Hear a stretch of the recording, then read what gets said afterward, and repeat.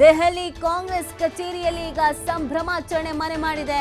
ಸಿಹಿ ಹಂಚಿ ಡೊಳ್ಳು ಬಾರಿಸಿ ಕಾರ್ಯಕರ್ತರು ಸೆಲೆಬ್ರೇಷನ್ ಮಾಡ್ತಾ ಇದ್ದಾರೆ. ಎರಡೂ ರಾಜ್ಯಗಳಲ್ಲಿ ಕಾಂಗ್ರೆಸ್ ಮುನ್ನಡೆಯನ್ನ ಸಾಧಿಸಿರುವಂತಹ ಹಿನ್ನೆಲೆಯಲ್ಲಿ ಭರ್ಜರಿ ಸಂಭ್ರಮಾಚರಣೆಯನ್ನ ಮಾಡ್ತಾ ಇದ್ದಾರೆ. ಸಿಹಿ ಹಂಚಿ ಡೊಳ್ಳು ಕುಣಿತ ಮಾಡಲಾಗ್ತಾ ಇದೆ. ಕಾಂಗ್ರೆಸ್ನ ಕಚೇರಿಯಲ್ಲಿ ಈ ಒಂದು ಸೆಲೆಬ್ರೇಷನ್ ನಡೀತಾ ಇದೆ. ಆಲ್ರೆಡಿ ಕಾಂಗ್ರೆಸ್ನ ಕಾರ್ಯಕರ್ತರು, ಕಾಂಗ್ರೆಸ್ನ ನಾಯಕರುಗಳು ಸೆಲೆಬ್ರೇಷನ್ ಮೋಡ್ಗೆ ಜಾರ್ತಾ ಇದ್ದಾರೆ. ದೆಹಲಿಯ ಕಾಂಗ್ರೆಸ್ ಕಚೇರಿಯಲ್ಲಿ ಸಂಭ್ರಮಾಚರಣೆ ಮುಗಿಲು ಮುಟ್ಟಿದೆ. ಸಿಹಿ ಹಂಚಿ ಡೊಳ್ಳು ಕುಣಿತ ಮಾಡಿ ಭರ್ಜರಿಯಾಗಿ ಸೆಲೆಬ್ರೇಷನ್ ಅನ್ನ ಮಾಡ್ತಾ ಇದ್ದಾರೆ. ಎರಡೂ ಕಡೆಯಲ್ಲೂ ಕೂಡ, ಜಮ್ಮು ಕಾಶ್ಮೀರ ಮತ್ತು ಹರಿಯಾಣ ಎರಡೂ ಕಡೆಯಲ್ಲೂ ಕೂಡ ಒಂದು ನಾಗಾಲೋಟವನ್ನು ನಡೆಸ್ತಾ ಇರುವಂತಹ ಹಿನ್ನೆಲೆಯಲ್ಲಿ ಇದೀಗ ಕಾಂಗ್ರೆಸ್ನವರು ಸಂತೋಷವನ್ನು ವ್ಯಕ್ತಪಡಿಸ್ತಾ ಇದ್ದಾರೆ. ಸಂಭ್ರಮಾಚರಣೆಯನ್ನ ಮಾಡ್ತಾ ಇದ್ದಾರೆ. ಸಿಹಿ ಹಂಚಿ ಸಂಭ್ರಮಿಸ್ತಾ ಇದ್ದಾರೆ. ಪರಸ್ಪರ ಸಿಹಿ ತಿನಿಸಿ ಸಂಭ್ರಮಿಸ್ತಾ ಇದ್ದಾರೆ. ದೆಹಲಿಯ ಕಾಂಗ್ರೆಸ್ನ ಕಚೇರಿಯಲ್ಲಿ ಸದ್ಯದ ಮಟ್ಟಿಗೆ ಸೆಲೆಬ್ರೇಷನ್. वोट का अधिकार छीना, 10 साल बाद इलेक्शन हो रहे हैं, स्टेटहुड छीन के एक यूटी बनाया, तो लोगों में तो आक्रोश था। पहले नतीजों में तब्दील हो, बिल्कुल वही हमें तो लगता है कि जो अभी रुझान आ रहे हैं इससे भी बेहतर नंबर्स होंगे।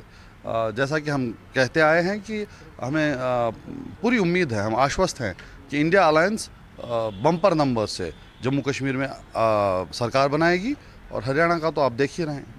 बीजेपी आपका पीछा नहीं छोड़ रही है, ऐसा दिखाई पड़ रहा है कि कभी आप 2 घट रहे हैं, बीजेपी आपसे 2 आगे जा रही है। अगर बीजेपी के नंबर्स 30 के आसपास होते हैं तो क्या देख सकते हैं कि बीजेपी भी कुछ कंफर्टेबल सिचुएशन में आती है फाइट में? नहीं, देखिए ना, जैसे मैंने कहा कि अभी हम रुझानों की बात कर रहे हैं, हालांकि रुझान अभी भी काफ़ी पॉजिटिव है, लेकिन जैसे जैसे आगे बढ़ेंगे आप देखेंगे कि इंडिया अलायंस काफ़ी आगे निकल जाएगा और बीजेपी काफ़ी पीछे रह जाएगा। क्या लगते हैं कि इस बार जो चुनाव हुआ उसमें नया क्या था? अब तो मतलब रुझान आने शुरू हो गए, कुछ घंटे में नतीजे आ जाएंगे।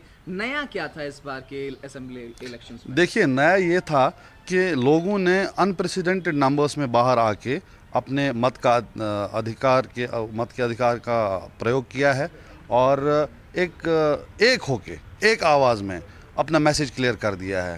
ये मान लीजिए अपने आप में एक प्रोटेस्ट का भी वोट है। बीजेपी के खिलाफ, बीजेपी की नीतियों के खिलाफ जो उन्होंने जम्मू कश्मीर में किया है उसके खिलाफ एक वोट था और भारी संख्या में लोग बाहर आए हैं एक मैसेज देने के लिए कि बीजेपी जो कर रही है हमें वो एक्सेप्टेबल नहीं है। फारूक अब्दुल्ला साहब ने तो कल वेलकम किया जो है पीडीपी के अलायंस का।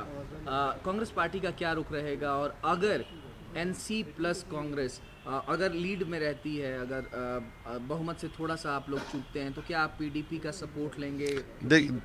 हम लोगों ने पहले ही ये स्पष्ट कर दिया है कि हम चाहते हैं कि हर वो व्यक्ति, हर वो ग्रुप साथ रहे जो लार्जर कॉज के लिए ये देख रहा है कि बीजेपी आरएसएस को दूर रखना है।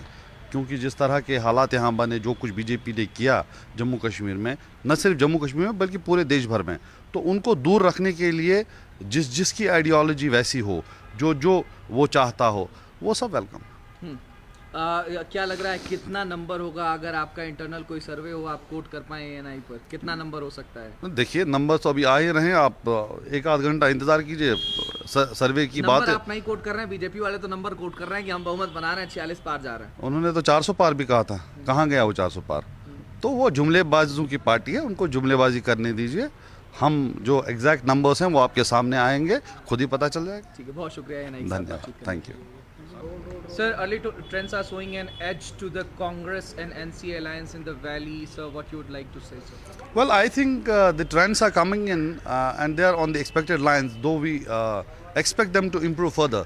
We have expected that the India alliance is going to get thumping majority in these जब मैं हमारे कैथल हलके के गली गली मोहल्ले हर गांव में जा रहा था, हमारे परिवार वासियों से, मेरे कैथल वासियों से, मेरे बड़े बुजुर्गों से, नौजवान साथियों से बात कर रहा था, सबके दिल में एक चीज़ थी, बदलाव। वो पिछले 10 साल इस भाजपा सरकार के, इस भ्रष्ट सरकार के, इस नफ़रत वाली सरकार से तंग आ गए थे और बदलाव चाहते थे। और मैं जानता हूँ कांग्रेस पार्टी वो बदलाव, वो न्याय देगी। और आज आप देखोगे जैसे एग्जिट पोल तो 60 सीट बोल रहे हैं, मैं बोल रहा हूँ हम 70 सीट से जीत के आएंगे, एक बहुत बड़ी बहुमत की सरकार लेकर आएंगे और मैं जानता हूँ कैथल सीट भी हम जीतेंगे। जो 3 सबसे बड़े इशू है जिसकी वजह से भाजपा की सरकार आज 15 सीट से कम पे आ जाएगी।